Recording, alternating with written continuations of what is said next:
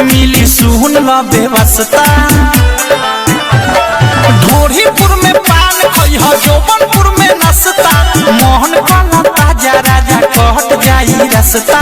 आवा हमारा लंदन जाता रह तू तो लंदन, आवा हमारा लंदन जाता रह तू तो लंदन।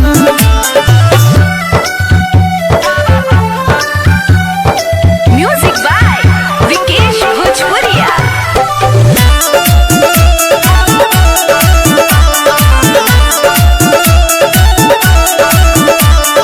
चोली बाजार में बोली ना बोली हो, लहंगा नगर बा पीछे में गलिया गली में मलिया सा पास बनोट घींचे में।